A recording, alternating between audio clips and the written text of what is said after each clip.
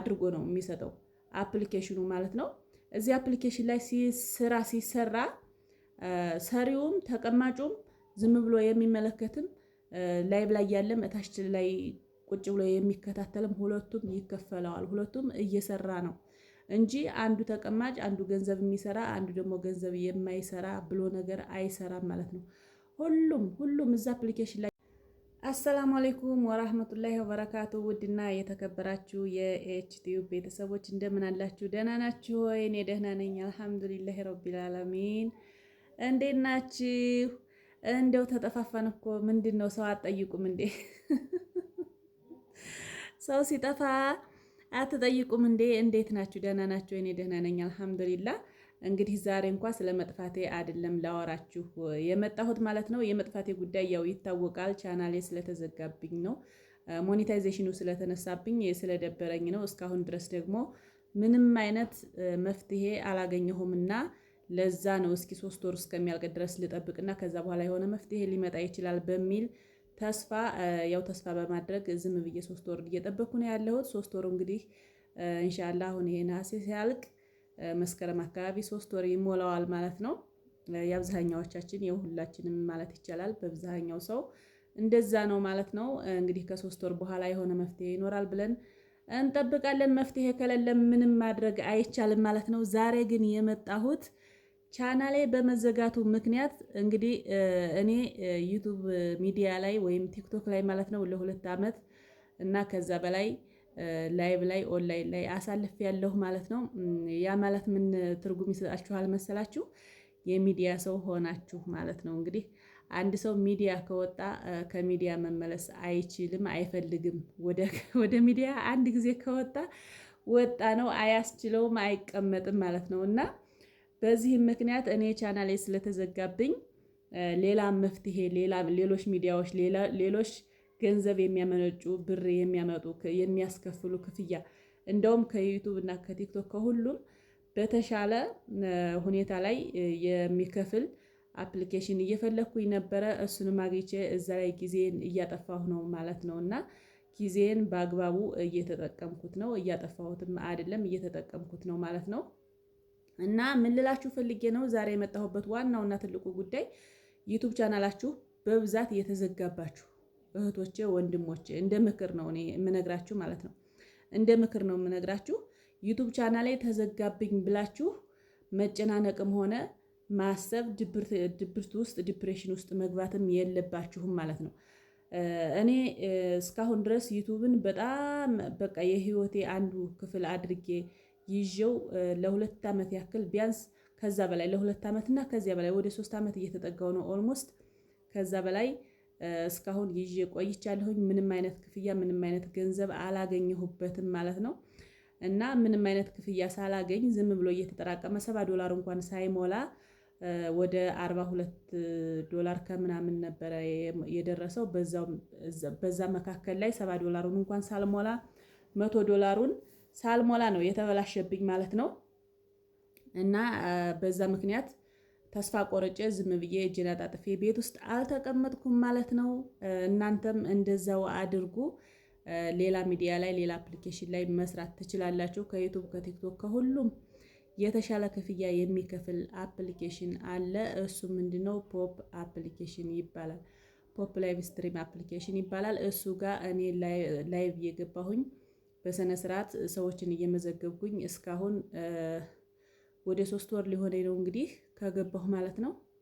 እየሰራሁበት ነውና ተጠቀሙበት። እንደ ምክር ላቅርብላችሁ ብዬ ነው።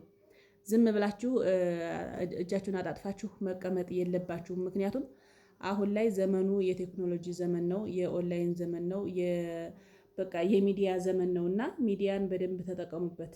በደንብ አድርጋችሁ ተጠቀሙበት። አንድ ነገር ቢበላሽባችሁ ወይ ቲክቶክ ቢበላሽባችሁ ወይ ዩቱብ ቢበላሽባችሁ የሆነ ነገር ቢበላሽባችሁ ይሄ ነገር ከተበላሸብኝባ በቃ እኔ ለዚህ መሆን ሰው አይደለሁም ብላችሁ ተስፋ ቆርጣችሁ መተው የለባችሁም። እንደ ምክር እኔ የምመክራችሁ ማለት ነው። እኔን የጠቀመኝ እንደውም እስካሁን ዩቱብ ላይ ይህን ያክል 2 ዓመት ምንም ነገር ሳልከፈል ምንም ነገር ገቢ ጠብ ሳይልልኝ 2 ዓመትና ከዛ በላይ ላቤን ጠብ አድርጌ ታውቃላችሁ እናንተ ላይቭ ስትሪም የማደርግ የነበረው ታውቃላችሁ። ይሄ ሁሉ አይኔ ሁሉ ከለሬን እስከምቀይር ድረስ ማለት ነው። አይኔ ሁሉ እስከሚጠቁር ድረስ ነው። አንድን ዩቱብ ቻናል ከመጀመሪያ ጀምሮ ሞኔታይዝ እስከሚሆን ድረስ ያለውን ሂደት ያለውን ልፋት ታውቃላችሁና ከሞኔታይዝም በኋላ ቫይራል እስካልወጣ ድረስ ክፍያ አይከፈላችሁም። ይሄ የታወቀ ነው። ክፍያውም ደግሞ ግማሽ እንደነበረ በዛው ተቋረጠ ማለት ነው፣ ምንም ነገር ሳይከፍለኝ። ይሄኛው አፕሊኬሽን ግን በጣም ቆንጆ የሆነ አፕሊኬሽን ነው።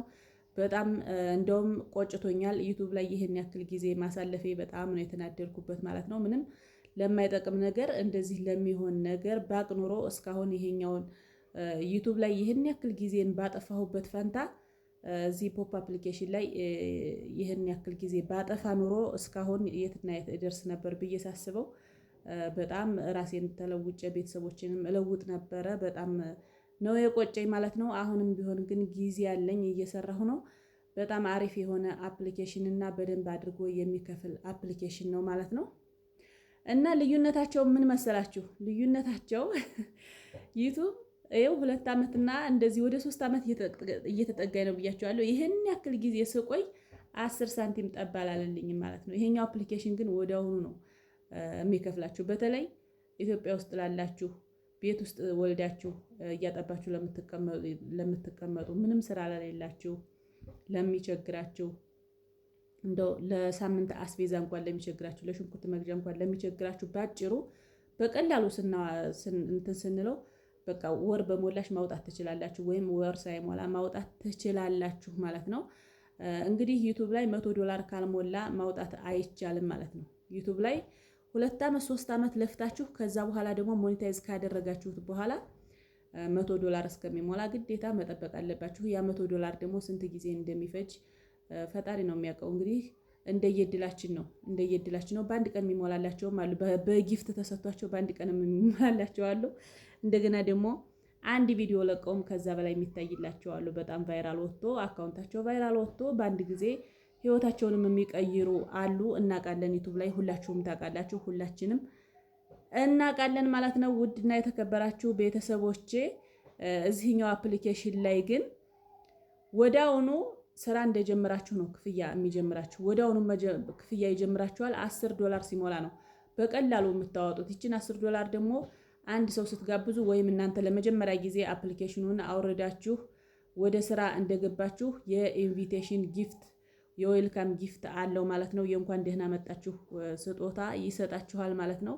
ያን አጠራቅማችሁ ባጭሩ በቀላሉ ምንም ሳሰሩ ላይቭ ስትሪም በየቀኑ ለ2 ሰዓት ወይም ለ3 ሰዓት በማድረግ ብቻ $10 በ7 ቀን ሪሲቭ ብላችሁ ወይም $10 በ7 ቀን አጠራቅማችሁ ከዛ በላይ ሌላ ሰው ካስገባችሁ ከዛ በላይ እንደ ፍላጎታችሁ እንደየስራችሁ ነው የሚሰጣችሁ። እዚህ አፕሊኬሽን ላይ ልክ እንደየስራችሁ ነው የሚሰጣችሁ ማለት ነው። እና በደንብ እየሰራ በደንብ ይከፈለዋል። በደንብ ያልሰራ ደግሞ ያው በደንብ አይከፈለውም ማለት ነው። እና ምን ልላችሁ ፈልጌ ነው ውድና የተከበራችሁ ቤተሰቦቼ ማለት ነው።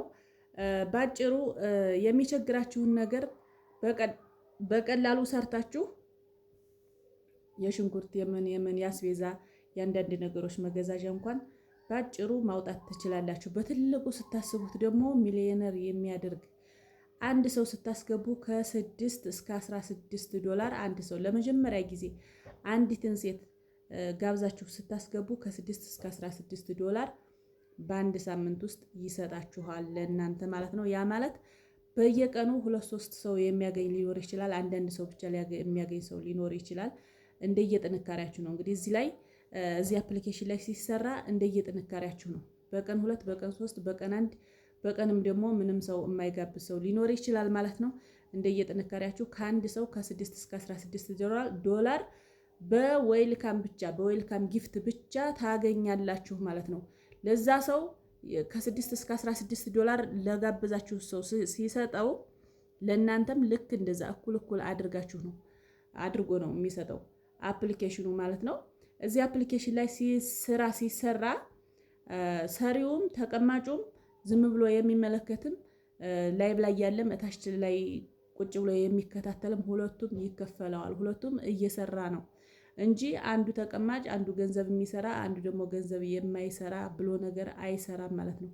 ሁሉም እዛ አፕሊኬሽን ላይ ያለ በሙሉ ገንዘብ የሚሰራ ነው ማለት ነው። እና በጣም ምርጥ የሆነ አፕሊኬሽን አግኝቻለሁ። ይህን ነገር ላስተዋውቃችሁ ብዬ ነው። ውድና የተከበራችሁ ቤተሰቦቼ እንግዲህ ዩቱብ ቻናሌ ከተመለሰም ተመልሼ እመጣለሁ ማለት ነው። ካልተመለሰም እንደዚህ ቪዲዮ አንዳንድ እየሰራሁኝ እኔን የጠቀመኝን ለእናንተ ሸር አድርጋለሁኝ። አሰላሙ አለይኩም ወራህመቱላሂ ወበረካቱ።